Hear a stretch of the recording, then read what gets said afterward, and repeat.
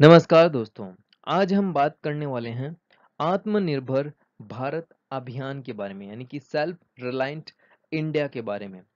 इसके अलावा जो हमारे माननीय प्रधानमंत्री द्वारा 20 लाख करोड़ रुपए का जो पैकेज लॉन्च किया गया है, उसके बारे में भी हम चर्चा करने वाले हैं।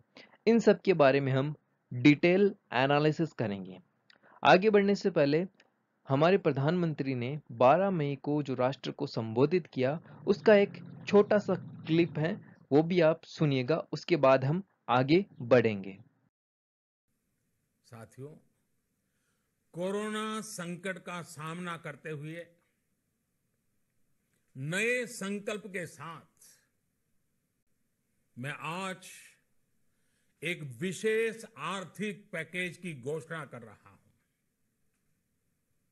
यह आर्थिक पैकेज आत्मनिर्भर भारत अभियान की अहम कड़ी के तौर पर काम करेगा। साथियों, हाल में सरकार ने कोरोना संकट से जुड़ी जो आर्थिक घोषणाएं की थी, जो रिजर्व बैंक के फैसले थे और आज जिस आर्थिक पैकेज का ऐलान हो रहा है, उसे जोड़ दें तो ये करीब करीब 20 लाख करोड़ रुपए का है। 20 लाख करोड़ रुपए का है। ये पैकेज भारत की जीडीपी का करीब करीब 10% है। दोस्तों, जब सरकार ने 20 लाख करोड़ रुपए का जो पैकेज अनाउंसमेंट किया, उस पैकेज में सरकार ने जो पहले कदम उठाए थे, आरबीआई ने जो पहले कदम उठाए थे और सरकार जो अब कदम उठाने वाली है, उन सबको मिला के ये घोषणा की गई थी, जिसमें आरबीआई द्वारा घोषणा और सरकार ने जो कदम उठाए थे पहले, इन सबको अगर मिला दे तो लगभग 50% पैसा है वो पहले ही खर्च किया जा चुका था जब इसकी घोषणा की जा रही थी। तो आरबीआई की द्वारा जो घोषणा की गई उसमें 8 लाख करोड़ रुपए की अर्थव्यवस्था में तरलता लाने के लिए, लिक्विडिटी को बढ़ाने के लिए घोषणाएं की जा चुकी थी। वो लगभग 8 लाख करोड़ रुपए की थी। उसके बाद जब हमारे देश में कोरोना का संकट बढ़ रहा था, तो पीएम गरीब योजना से 1.70 लाख करोड़ रुपए का अनाउंसमेंट हुआ। उसके बाद स्वास्थ्य के लिए आवंटन, टैक्स में छूट, इन सबको मिला के 1.92 लाख करोड़ रुपए का अनाउंसमेंट हो गया था लगभग, यानी कि 50% अनाउंसमेंट हो चुका था। अब 50% अनाउंसमेंट है वो वित्त मंत्री द्वारा किया जाना था। तो वित्त मंत्री द्वारा 5 दिन लगातार प्रेस कॉन्फ्रेंस की और उसमें जो बाकी के पैसे हैं उसका अनाउंसमेंट किया गया, कैसे और कहां पे खर्च किया जाएगा।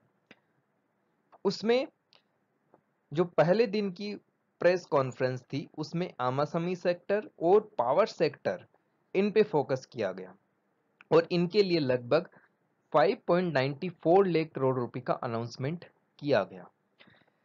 लेकिन इसमें पैसा डायरेक्टली नहीं है, ये पैसा लोन के माध्यम से इसको दिया जाना था, ताकि देश की जो अर्थव्यवस्था है वो आगे बढ़ सके। उसके बाद है दूसरे दिन जो प्रेस कॉन्फ्रेंस हुई, उसमें श्रमिकों और कृषि के लिए मदद के लिए अनाउंसमेंट हुआ, जिसमें लगभग 3.10 लाख करोड़ रुपए का अनाउंसमेंट किया गया। और इसमें भी है, यह लोन के रूप में मदद था, डायरेक्टली मदद नहीं था। हाँ, श्रमिकों के लिए डायरेक्टली मदद था, जैसे कि जो अ, हम बात करें, जो रेहड़ी पटरी चलाते हैं, मतलब ठेला ढोने वाले हैं, उनके लिए भी देखिए डायरेक्टली अनाउंसमेंट नहीं था। उनके लिए भी है 10% है, सॉरी 10,000 रुपए है, उनके लोन के माध्यम से 10,000 तक उनको लोन के माध्यम से दिया जाना था। इसके अलावा जो प्रवासी भारतीय मजदूर है, जो एक राज्य से दूसरे राज्य में काम करने के लिए जाते हैं, प्रवासी जो श्रमिक हैं हमारे, तो उन श्रमिकों की मदद के लिए हैं 5 किलो अनाज और 1 किलो चना की घोषणा की गई, जिसमें जो 8 करोड़ श्रमिक है वो सम्मिलित है। लेकिन पैसे का कोई डायरेक्टली अनाउंसमेंट नहीं किया गया था। इसके अलावा जो ईपीएफ में योगदान होता है उसमें कहा गया कि जो 12% है नियोक्ता का और 12% जो कर्मचारी का होता है वह सरकार देगी। इसके अलावा ईपीएफ को है 12% से 10% भी कर दिया गया था अगले 3 महीनों के लिए। तो ये कुछ अनाउंसमेंट था। उसके बाद जो तीसरे दिन की प्रेस कॉन्फ्रेंस हुई उसके अंदर है माइक्रो एग्री इंफ्रास्ट्रक्चर, मत्स्य पशुपालन, मधुमक्खी पालन, इन सबको मिला के बात की जाए तो 1.5 लाख करोड़ का अनाउंसमेंट किया गया था। उसके बाद है फोर्थ और फाइव जो डे की जो प्रेस कॉन्फ्रेंस बची, मतलब चौथी और पांचवी जो प्रेस कॉन्फ्रेंस थी उसमें वायबिलिटी गैप फंडिंग, वीजीएफ और मनरेगा से रिलेटेड अनाउंसमेंट किए गए जो 48,100 करोड़ रुपए के थे। जिसमें देखिए मनरेगा से रिलेटेड 40,000 करोड़ रुपए का अनाउंसमेंट किया गया और वायबिलिटी गैप फंडिंग में 8,100 करोड़ रुपए का अनाउंसमेंट किया गया। वायबिलिटी गैप फंडिंग होता क्या है? देखिए वायबिलिटी गैप फंडिंग में क्या होता है, जब सरकार है इंफ्रास्ट्रक्चर में निवेश करने के लिए यानी कि सड़क बनाने के लिए, एयरपोर्ट बनाने के लिए किसी को टेंडर देती है तो जो काम किया जाता है तो उसमें कभी कभार है टाइम ज्यादा लग जाता है क्योंकि परियोजना है वो लंबी चलती है तो उसका खर्च भी ज्यादा हो जाता है। तो जो खर्च है उस खर्च में जो गेप आया है, जो खर्च बढ़ा है उसको वायबिलिटी गेप फंडिंग के माध्यम से दिया जाता है ताकि योजना के प्रति है जो विश्वास है वो बना रहे। यानी कि जो सरकार है वो पैसा देगी, जो भी योजना को लागू कर रहा है मतलब जो भी इंफ्रास्ट्रक्चर का निर्माण कर रहा है उसके मन में किसी भी तरह का भय पैदा ना हो पैसे को लेके। और उसके बाद जो आरबीआई की घोषणा है इसको हम पहले ही देख लिया। तो ये लगभग 20 लाख करोड़ रुपए से भी ज्यादा का अनाउंसमेंट इसमें था। देखिए हम आगे दूसरे देशों में क्या अनाउंसमेंट हुआ, एक दो देशों का हम एग्जांपल ले लेते हैं कि कोरोना राहत के लिए वहां के नागरिकों के लिए वहां की सरकार ने क्या किया, क्या अनाउंसमेंट किया, उनको हम जान लेते हैं। तो सबसे पहले हम बात करते हैं जर्मनी की। जर्मनी में देखिए जो स्वरोजगार करते हैं, फ्रीलांसर हैं, छोटे बिजनेसमैन हैं, उनको 3 महीने तक 15,000 यूरो यानी कि लगभग 12.5 लाख रुपए उन्हें 3 महीने तक मिलेंगे। और इस योजना में जो टोटल खर्च है वह 50 बिलियन यूरो यानी कि 4 लाख करोड़ रुपए इस योजना में खर्च आएगा।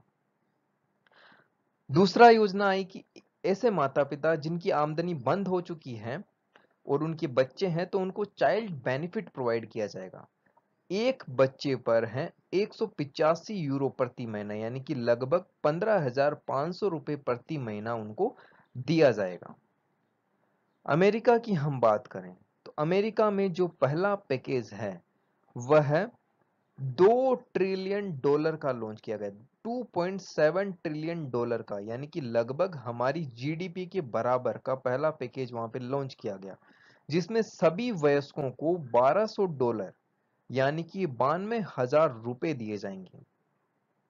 इसके अलावा उनके बच्चों को लगभग $500 यानी कि करीबन 38,000 रुपए। और जो ये वयस्कों के खाते में जो पैसे जाने हैं इनसे रिलेटेड जो भी योजनाएं हैं उनमें कोई भी फॉर्म भरने की आवश्यकता नहीं है, डायरेक्टली पैसा है उनकी अकाउंट में ट्रांसफर किया जाएगा, किसी भी तरह का फॉर्म भरने की आवश्यकता नहीं है। नेक्स्ट हम बात करें कि ऐसे व्यक्ति जिनकी जो सालाना आमदनी है वह $75,000 यानी कि 57 लाख सालाना की जो आमदनी है या उससे नीचे हैं उन सभी को भी पैसा मिलेगा। इसके अलावा उनसे ऊपर भी जिनकी आमदनी है उनको भी मिलेगा, लेकिन जो पैसे का जो अंतराल है वह कम हो जाएगा। जापान की हम बात करें, जापान ने भी अपनी जीडीपी के कुछ परसेंटेज में राहत के लिए लॉन्च किया, लेकिन जापान की जीडीपी का परसेंटेज अलग है, जीडीपी अलग है, हमारी जीडीपी अलग है, तो परसेंटेज हम नहीं देखेंगे। जापान ने क्या कहा कि हर नागरिक के खाते में वह $930 यानी कि 71,000 रुपए से भी ज्यादा डालेगा। अब प्रश्न ये उठता है, क्वेश्चन ये उठता है कि क्या ये इकोनॉमिक पैकेज, ये 20 लाख करोड़ रुपए का जो इकोनॉमिक पैकेज है वो पर्याप्त है? इससे हमारी इकोनॉमी पटरी पे आ सकती है? क्या इससे हमारे जो देश के लोग हैं उनको राहत मिल सकती है? तो पहली बात तो ये एक इकोनॉमिक रिलीफ पैकेज नहीं है, क्योंकि इसमें भविष्य की बात की गई है। दूसरा, इसमें जो ज्यादातर पैसा है वो लिक्विडिटी के रूप में है और लोन के रूप में इसमें बात की गई है, डायरेक्टली है, लोगों के हाथ में पैसे देने की इसमें बात नहीं की गई। जैसा कि देखिए दूसरे देशों में अनाउंसमेंट किया गया, वहां पे काफी कुछ है, डायरेक्टली है, नागरिकों के हाथ में है, सिटीजन के हाथ में पैसा देने की बात की गई है, ताकि उनको कोई भी परेशानी ना हो। यहाँ तक कि वहां पे कई देशों में स्वरोजगार, फ्रीलांसर, इनकी भी बात की गई है।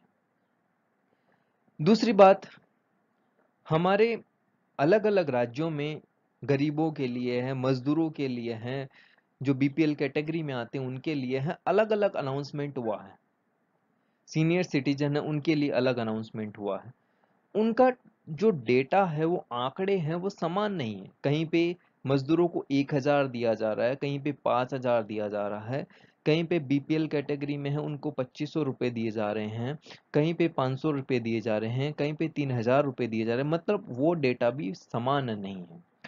तीसरी बात, जो हमारी भारत सरकार ने जो अनाउंसमेंट किया है, उन्होंने अनाउंसमेंट किया है सिर्फ 500 रुपए प्रति महीना, जो जनधन अकाउंट है महिलाओं की उनमें जाएगा अगले 3 महीनों तक। उन्होंने ऐसा अनाउंसमेंट किया था, जिसमें 2 महीनों की किस्त जा चुकी है, अब सिर्फ 1 महीना बचा है।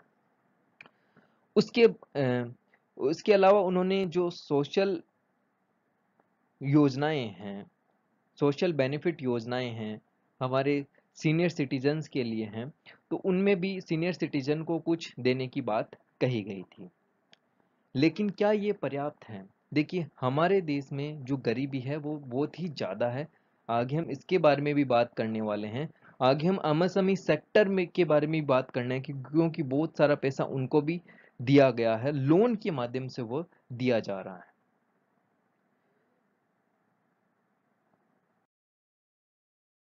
देखिए प्रायोरिटी की हम बात करें तो गवर्नमेंट ने प्रायोरिटी डिसाइड नहीं की कि अपनी प्रायोरिटी होनी क्या चाहिए, क्या प्रायोरिटी होनी चाहिए थी गवर्नमेंट।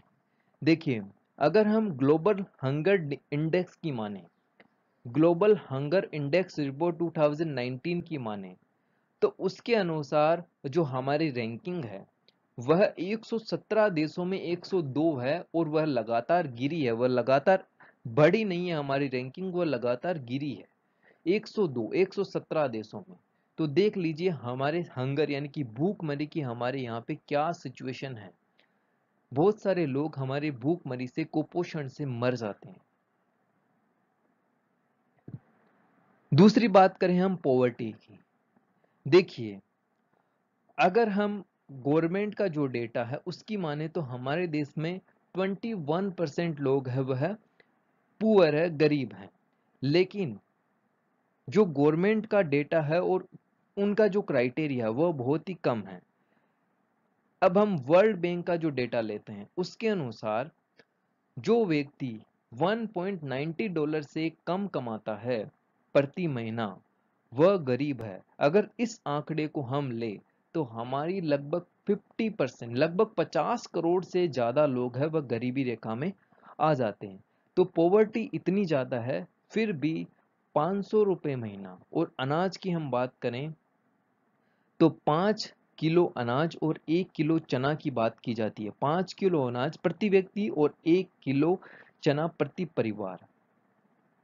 क्या ये पर्याप्त है? क्या 500 रुपये उनके लिए पर्याप्त है? क्या उनके लिए और ज्यादा अनाउंसमेंट किया जाना था? अनाउंसमेंट बेशक और ज्यादा किया जाना था। देखिए जो इकोनॉमिक पैकेज लॉन्च किया गया, हाँ हो सकता है उसको भविष्य में उससे लाभ मिले, लेकिन वर्तमान का क्या? अगर वर्तमान ही खराब हो गया, कोई व्यक्ति है समझ लीजिए वह बीमारी से पीड़ित है, वो मर रहा है बीमारी से, और उसको आप सपना दिखाए कि हम आपको 10 दिनों बाद है प्लेन में ले जाएंगे, हम आपके लिए ये करने वाले, हम आपके लिए घूमने के लिए ये करने वाले, लेकिन हम उनको दवा नहीं देते हैं। अगर वो दवा नहीं देंगे तो वो मर जाएगा। तो उसके लिए जो भविष्य में हम उसकी बात कर रहे हैं उसके लिए, तो उसके लिए वो क्या काम का। उसी प्रकार हमारे यहाँ पे जो सिचुएशन है वो दिन प्रतिदिन वो खराब ही होती जा रही है, वो ठीक नहीं हो रही है, केसेस जो वो बढ़ते जा रहे हैं। तो ऐसी स्थिति में लोगों के हाथ में सीधा डायरेक्टली केस ट्रांसफर किया जाना चाहिए था, क्योंकि देखिए अमीरों का कुछ नहीं होना है, लेकिन जो गरीब व्यक्ति है, जो रोज लाता है, रोज खाता है, रोज कमाता है, रोज खाता है, उसके लिए ये समस्या है। वह और पैसा कहाँ लाएगा, कैसे वह आने वाले दिनों में अपना गुजारा कर पाएगा। बात करें अनएम्प्लॉयमेंट की, देखिए अनएम्प्लॉयमेंट जो पहले था वो तो है ही, लेकिन लॉकडाउन के कारण बहुत सारे लोगों की नौकरियां चली गई। उनको वापस वो नौकरी मिल पाएगी या नहीं पाएगी उसका भी कोई अता पता नहीं है। बेरोजगारी का जो परसेंटेज है वो 25% से जो इंक्रीज हुई है, बेरोजगारी काफी ज्यादा बढ़ गई है। क्या जो अभी बेरोजगार हुए उनके लिए सरकार ने कुछ अनाउंसमेंट किया है? क्या जो बेरोजगार पहले थे उनके लिए कुछ अनाउंसमेंट किया है इस लॉकडाउन में? क्या उनकी स्थिति होगी, कैसे वह उससे निपट सकेंगे? नहीं, ऐसा कुछ नहीं हुआ है। तो फिर हम कैसे कह सकते हैं कि ये एक इकोनॉमिक रिलीफ पैकेज होगा? क्योंकि इसमें सिर्फ और सिर्फ लोन लोन लोन की बात की गई है, और जो भी लोन लेगा लेने जाएगा तभी तो उसको मिलेगा, और वो पहले से ही कर्ज में हो तो वह लोन लेने क्यों जाएगा। नेक्स्ट टॉपिक पे आते हैं, प्रीवियस टारगेट नॉट अचीव्ड। मैंने इसको नाम दिया कि प्रीवियस टारगेट नॉट अचीव्ड। इसमें दो योजनाओं को मैं सम्मिलित करूंगा, एक है वन नेशन वन कार्ड और दूसरी है मेक इन इंडिया। कुछ इसको है स्कीम का रीपैकेजिंग का भी नाम देते हैं, कि जो सरकार है जो पहले की जो योजना है उसको रीपैकेजिंग करके है ला रही है। मेक इन इंडिया की हम बात करें, मुझे बताइए कि मेक इन इंडिया में क्या बात की गई थी। 2014 में मेक इन इंडिया आया था, इसमें क्या बात की गई थी? क्या इसमें हमारे देश में ही प्रोडक्शन हो, हमारे देश की चीजों का यूज हो, ज्यादा से ज्यादा लोग हमारे देश की चीजों का ही उपयोग में ले, इसकी बात नहीं की गई थी क्या? की गई थी ना। तो फिर सेल्फ रिलायंट इंडिया का अब क्या मतलब है? उसका भी तो यही मतलब है। आत्मनिर्भर भारत का क्या मतलब? उसका भी तो यही मतलब है कि भारत को आत्मनिर्भर बनाना, जितना भी प्रोडक्शन है वो भारत में हो, भारत के लोग प्रोडक्ट प्रोड्यूस करें, भारत का लोग उसका उपयोग करें। तो 2014 से 2020 तक अभी भारत है वो आत्मनिर्भर नहीं बन पाया, तो क्या उसको ये 20 लाख करोड़ का जो पैकेज है वह आत्मनिर्भर बना पाएगा? ये प्रश्न चिन्ह खड़ा होता है। दूसरी बात करते हैं हम कि लोग हैं हमारी चीजों को नहीं खरीदते। देखिए, जो व्यक्ति गरीब होता है, पुअर होता है, उसके दिमाग में सिर्फ और सिर्फ एक ही बात होती है कि मुझे सस्ती से सस्ती चीज कहीं से मिल जाए। उसके दिमाग में यह नहीं होता है कि मुझे ब्रांडेड चीज लेनी है या मुझे अपने देश की चीज नहीं खरीदनी। वो यह नहीं देखता कि चीज खरीदते समय कि यह चीज हमारे देश की है या नहीं है, या ये चीज विदेश की है। वो सिर्फ ये देखता है कि ये चीज कितनी सस्ती है। उसको वो चीज जितनी सस्ती मिलेगी, चाहे वह अमेरिका की हो, चाहे चाइना की हो, चाहे किसी और देश की, चाहे हमारे देश की हो, वो वही चीज लेगा। लेकिन जो चीज महंगी हो, चाहे वो अपने देश की हो चाहे विदेश की हो, वो उसको नहीं लेगा। वो उसकी पहली प्रेफरेंस क्या होगी कि जो चीज सस्ती है वो मैं लूंगा। तो क्या भारत इतनी सस्ती चीज है वो प्रोड्यूस कर पाएगा जिससे हमारा जो गरीब तबका है वो उसको ले सके, उसको काम में ले सके, उसको खरीद सके? नेक्स्ट हम बात करते हैं वन नेशन वन कार्ड की। देखिए, वन नेशन वन कार्ड इस योजना के माध्यम से है। इसका मतलब यह है कि पूरे देश का हमारा एक ही राशन कार्ड हो, मतलब पूरे देश में एक ही राशन कार्ड चलेगा। अभी अलग अलग राज्यों में अलग अलग तरीके हैं, कुछ राज्यों में किस तरह का राशन कार्ड होता है, किस तरह में किसी अलग अलग जो क्राइटेरिया पे बेस्ड वो होते हैं। लेकिन इसके माध्यम से पूरे देश में एक ही तरह का राशन कार्ड है वह होना होगा। और इस योजना को, ये आज की योजना नहीं है, ये आज की योजना नहीं है। मैं पीआईबी का आपको एक बताता हूं। देखिए, ये 29 जून का पीआईबी में छपा था ये, और यह योजना पुरानी है, और उस समय इसमें कहा गया था कि हम जून 2020 तक इस टारगेट को हम अचीव कर लेंगे, जो one nation one ration card का है। लेकिन जब अब ये इकोनॉमिक पैकेज का जो अनाउंसमेंट हुआ, जब इसमें प्रेस कॉन्फ्रेंस में बता रही थी निर्मला सीतारमन, तो उन्होंने कहा कि अगस्त 2020 तक हम 67% है वह कवर अप कर लेंगे, और मार्च 2021 तक है पूरे देश में है इसको कवर कर लिया जाएगा। तो क्या ये रिपैकेजिंग नहीं है? अब तक क्या हो रहा था कि अब तक कुछ भी नहीं हुआ? अब तक कितने लोगों का है one nation one ration card में इंक्लूड हुए? क्या कोई डेटा है? तो अब तक नहीं हुआ तो क्यों नहीं हुआ, और अब इसको एक्सटेंड क्यों किया गया? तो ये रिपैकेजिंग है, या और ये भी कह सकते हैं कि ये प्रीवियस टारगेट जो था उसको नहीं अचीव किया गया, इस कारण उसको एक्सटेंड कर दिया गया, और अब उसको इसमें इंक्लूड कर दिया गया इस इकोनॉमिक पैकेज में।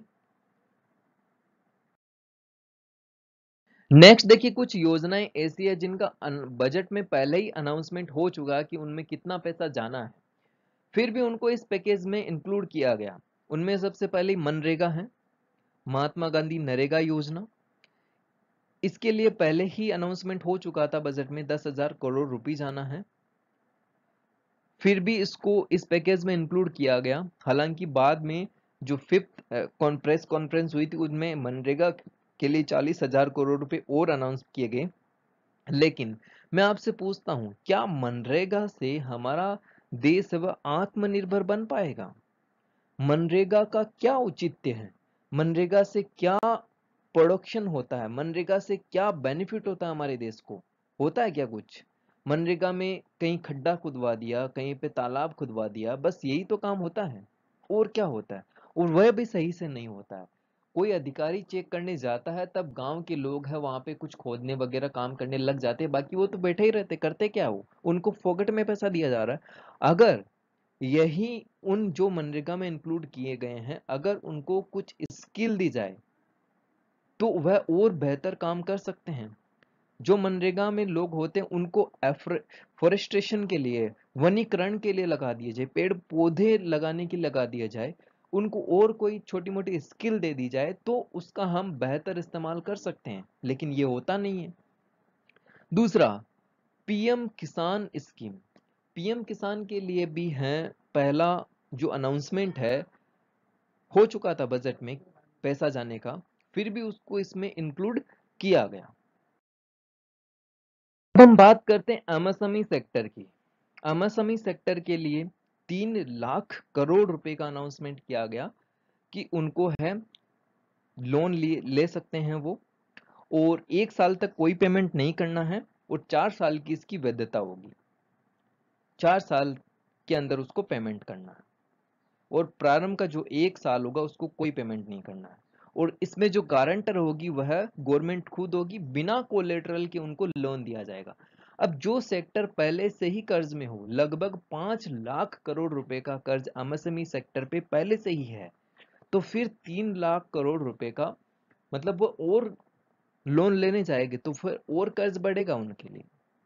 वो पहले से ही कर्ज में हैं और फिर वह और कर्ज लेने जाएंगे, तो फिर कैसे वह आगे बढ़ पाएंगे? या ऐसा हो सकता था कि उनका जो 5 लाख करोड़ रुपए है उसको चुका दिया जाता, तो शायद वह और अच्छे से आगे बढ़ पाते, उनका जो ब्याज है वह नहीं लगता उनके ऊपर। इसके अलावा देखिए, इस तरह का जो लोन दिया जाता कोलेटरल फ्री, जिसमें गवर्नमेंट गारंटर हो, इस तरह के लोन में देश तक दिवालिया हो जाते हैं, बहुत सारे बैंक दिवालिया हो जाते हैं, अर्थव्यवस्था भयंकर तरीके से गिर सकती है इस तरह के लोन में। तो क्या यह सही तरीका है एक अर्थव्यवस्था को पटरी पे लाने का, एक देश को आत्मनिर्भर बनाने का? दूसरा, हम बात करते हैं एग्रीकल्चर की। एग्रीकल्चर में भी बात की गई है, वह किसान क्रेडिट कार्ड की बात की गई कि हम 2.5 करोड़ किसानों को किसान क्रेडिट कार्ड देंगे, जिसकी कॉस्ट कितनी आएगी? 2 लाख करोड़ रुपए। उसके लिए 2 लाख करोड़ रुपए अनाउंसमेंट किया गया। अगर एग्रीकल्चर में ही रिफॉर्म लाना था, अगर एग्रीकल्चर में कुछ करना ही था, तो स्ट्रक्चरल रिफॉर्म लेके आते। जो अनाज वो पैदा करता है, प्रोड्यूस करता है, उसको अच्छे से वो बेच सके, सरकार उसको खरीद सके, इसकी व्यवस्था अच्छे से हो पाती, तो शायद उसको ज्यादा बेनिफिट होता। अभी वर्तमान में हम बात करें लॉकडाउन में, तो बहुत सारे जो किसान है वो अपनी फसल को बेचने जा रहे हैं, लेकिन उनकी फसल पूरी खरीदी नहीं जा रही, उसका कुछ पार्ट खरीदा जा रहा है, तो उसकी वो फसल ऐसे ही खराब हो जाएगी, उसको उसका पूरा बेनिफिट नहीं मिलेगा, उसको उसका पूरा लाभ नहीं मिलेगा, फिर वो उसको मजबूरी में व्यापारियों को बेचनी पड़ेगी कम दामों पे। तो क्या उसको सही से बेनिफिट मिल पाएगा? हाँ, ये एक बहुत ही अच्छा कदम है कि सरकार ने कोविड 19 से उभर के, कोविड 19 को दरकिनार करके हमारे देश के भविष्य के बारे में सोचा कि कैसे हम अपनी अर्थव्यवस्था को पटरी पे ला सकते हैं। लेकिन क्या यह एक सही तरीका है? इस पे प्रश्न चिन्ह लगता है कि ये एक सही तरीका है या नहीं है। आगे हम एक छोटा सा क्लिप है, वह निर्मला सीतारमन का है, जो आत्मनिर्भर भारत अभियान के लिए ही है एक तरह से। आप उसको ध्यान से सुनिएगा वो क्या कह रही है। Everywhere, the underlying principle is to empower people, give them resources so that they can produce for themselves and have a livelihood for themselves rather than go only on entitlements. Where entitlements are due, yes, they will be given. But largely, our focus is making sure India stands up on its own. India is able to be helped to stand up on its own, in turn generate more jobs and so on. So you find a lot more giving of empowering people through creation of skills, creation of logistics and so on. तो हमारे वित्त मंत्री उन्होंने जो ये बात कही वो बिल्कुल राइट है। देश को अपने पैरों पे ही खड़ा होना होगा। लोगों को केवल एंटाइटलमेंट यानी कि केवल सरकार के ऊपर निर्भर नहीं रहना होगा कि सरकार हमें ये दे देगी, वो दे देगी, सरकार हमारे खाते में पैसे डाल देगी। उनको खुद को ऐसा तैयार करना होगा कि वह खुद के लिए भी रोजगार क्रिएट कर सके, दूसरों के लिए भी रोजगार क्रिएट कर सके, ऐसा करना होगा। लेकिन देखिए, ये सिर्फ और सिर्फ कहने में अच्छा लगता है, लेकिन हकीकत बहुत भयानक होती है।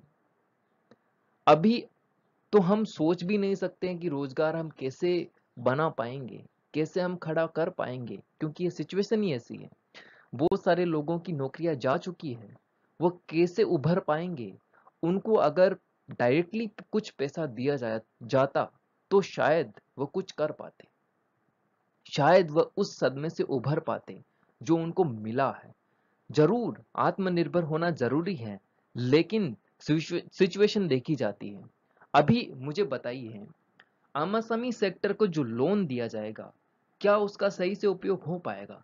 जो जितने भी जो प्रवासी वर्कर्स हैं, जो अपने राज्यों की ओर लौट रहे हैं, वो जब तक स्थिति सामान्य नहीं होती, क्या वह वापस जाएंगे? नहीं जाएंगे। जब तक स्थिति सामान्य नहीं होगी, वह वापस काम करने के लिए नहीं जाएंगे, उनको जॉब नहीं मिल पाएगी। जब प्रोडक्शन ही नहीं होगा तो उस लोन को लेके एमएसएमई सेक्टर करेगा क्या? मुझे ये बताइए, नहीं करेगा ना। प्रधानमंत्री ने अपने संबोधन में 5 पिलर की बात की कि हम इन 5 पिलर के माध्यम से आत्मनिर्भर बन पाएंगे। इकोनॉमी में उन्होंने बात की कि हमें इंक्रीमेंटल चेंज नहीं लाना, हमें क्वांटम जंप करना। हम क्वांटम जंप का मतलब होना है छलांग लगानी, एक लंबी छलांग लगानी है हमें, धीरे धीरे बदलाव नहीं, एक लंबी छलांग लगानी है हमें, क्वांटम जंप करना। दूसरी बात की हमें इंफ्रास्ट्रक्चर की, कि जो हमारे मॉडर्न इंडिया को रिप्रेजेंट करें। तीसरी बात की उन्होंने सिस्टम की, जिसमें उन्होंने टेक्नोलॉजी की बात की। चौथी बात की उन्होंने डेमोग्राफी की, जो हमारी डेमोग्राफी उसका हम अच्छे से यूज कर सकें, demography of the largest democracy. पांचवी बात की उन्होंने डिमांड पे, कि जो डिमांड एंड सप्लाई है, उस पावर को हम अच्छे से यूटिलाइज कर सके, जो हमारी जो शक्ति है डिमांड, उसको हम अच्छे से यूटिलाइज कर सकें। लेकिन क्या ये काफी है? एक विद्वान ने ऐसा कहा था कि अगर किसी देश को बर्बाद करना है, उसको तबाह करना है, तो किसी हथियार की आवश्यकता नहीं है, किसी परमाणु हथियार की आवश्यकता नहीं है। उसका शिक्षा तंत्र, उसका एजुकेशन सिस्टम आप खराब कर दो, वह देश अपने आप तबाह हो जाएगा। तो वही बात यहीं पे लागू होती है कि जब तक हमारा एजुकेशन सिस्टम, हमारा हेल्थ इंफ्रास्ट्रक्चर वो सही नहीं होगा, तब तक हम आत्मनिर्भर नहीं बन पाएंगे। एक स्वस्थ देश ही, एक स्वस्थ नागरिक ही देश को आगे ले जाता है, देश के स्वास्थ्य को अच्छा बनाता है, और एक स्वस्थ शिक्षा तंत्र ही देश को आत्मनिर्भर बनाता है। हमारा शिक्षा तंत्र है, व्यक्ति जब ग्रेजुएशन कर लेता है तब तक भी उसको है स्किल नहीं मिल पाती ताकि वह अपने आप से कुछ कर सके। उसको बाद में स्किल दिए जाने के प्रोग्राम चलाए जा रहे हैं। क्यों ना स्कूल स्तर से ऐसे रिफॉर्म लाए जाए।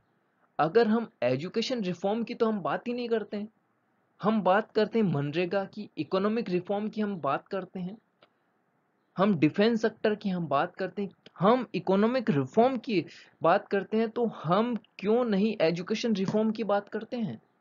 हम क्यों नहीं हेल्थ में अच्छे से हम वर्क क्यों नहीं कर पाते हैं? 10,000 पे एक डॉक्टर है हमारे पूरे देश में, 10,000 पे एक डॉक्टर। हमारा एजुकेशन इंफ्रास्ट्रक्चर देख लीजिए, एजुकेशन सिस्टम पूरा देख लीजिए, किस तरह से दिनों दिन वो तबाह हो रहा है। ये बात लिख के ले लीजिए कि जब तक एजुकेशन सिस्टम अच्छा नहीं होगा, जब तक हमारा देश है कहीं भी आगे नहीं बढ़ सकता। और ये देश सरकार, ये सरकार जानती है, लेकिन फिर भी ऐसा नहीं करती है। हमारी सरकारें ये सब जानती है, फिर भी ये नहीं करती। बात करते हैं और रिफॉर्म की। जो जरूरत है सप्लाई चेन की रिफॉर्म की, एग्रीकल्चर में जरूरत है, टैक्स सिस्टम की जरूरत है, क्योंकि जीएसटी में अभी बहुत सारी खामियां, उसको सुधारना आवश्यक है। लॉज सिंपल एंड क्लियर होना चाहिए, जरूरत है। ह्यूमन रिसोर्स वो तो धीरे धीरे डाउन होता जा रहा है। हमारा जो यूथ है, हम यूथ की बात करते हैं, लेकिन वो यूथ नहीं है, वो सिर्फ कचरा है, गार्बेज है, क्योंकि उसके पास स्किल नहीं है। वह ग्रेजुएशन पोस्ट ग्रेजुएशन कर लेते हैं, तब तक ये उसके पास स्किल नहीं आती है, तो वो क्या है? एक कचरा। स्ट्रॉन्ग फाइनेंशियल सिस्टम की आवश्यकता है, ये सब करने की आवश्यकता है। आत्मनिर्भर भारत के लिए केवल और केवल, हाँ, प्रधानमंत्री ने जरूर ये बात की कि 20 लाख करोड़ रुपए का जो पैकेज है आत्मनिर्भर भारत को संबल प्रदान करेगा। जरूर कर सकता है, लेकिन और भी बहुत कुछ किए जाने की आवश्यकता है।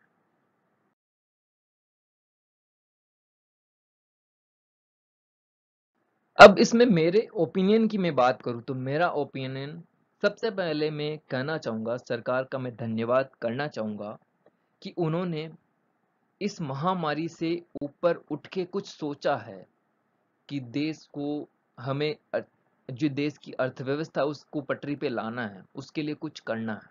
लेकिन सोच अच्छी है, लेकिन उसका इम्प्लीमेंटेशन कैसे होता है, क्या उसके लिए किया जाता है, वो तरीका हमेशा से ही खराब रहा है।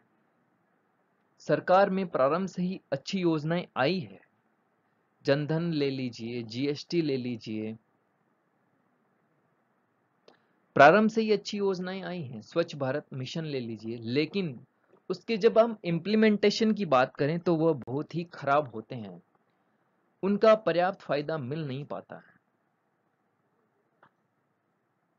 20 लाख करोड़ रुपए पैकेज की बात की गई, लेकिन इससे बढ़ के हमें और कुछ करना है। हमारा जो एजुकेशन सिस्टम है, एजुकेशन में रिवोल्यूशनरी जो रिफॉर्म है वो लाने होंगे, क्रांतिकारी रिफॉर्म लाने होंगे, क्योंकि हमारा जो एजुकेशन सिस्टम है वो दिनों दिन कम होता जा रहा है, बदतर होता जा रहा है। हमें यूथ को स्किल देनी है, ताकि वह स्वरोजगार बन सके, सेल्फ एम्प्लॉयड बन सके, दूसरों के लिए भी रोजगार क्रिएट कर सके और खुद के लिए भी कर सकें। और ये तभी होगा जब हम हमारे एजुकेशन सिस्टम को स्किलफुल बनाएं। ग्रेजुएशन तक है, स्किल नहीं मिल पाती है पोस्ट ग्रेजुएशन तक, तो फिर क्या काम का हमारा एजुकेशन सिस्टम। इसके अलावा हमें हेल्थ सेक्टर में भी रिफॉर्म लाने होंगे। ये दोनों हमारे देश की नींव हैं। जब तक ये मजबूत नहीं होगी, देश का आत्मनिर्भर होने का सवाल ही पैदा नहीं होता। तो इन दोनों पे काम करना आवश्यक है। सरकार सही दिशा में जा रही है, लेकिन उसका इम्प्लीमेंटेशन सही दिशा में होना चाहिए, तभी इसको सभी को फायदा मिल पाएगा। दोस्तों, इस वीडियो में इतना ही। आगे हम आपसे और बातें करेंगे नेक्स्ट वीडियो में। अगर वीडियो अच्छा लगे तो प्लीज़ लाइक कीजिएगा, चैनल को सब्सक्राइब कीजिएगा। जय हिंद, जय भारत।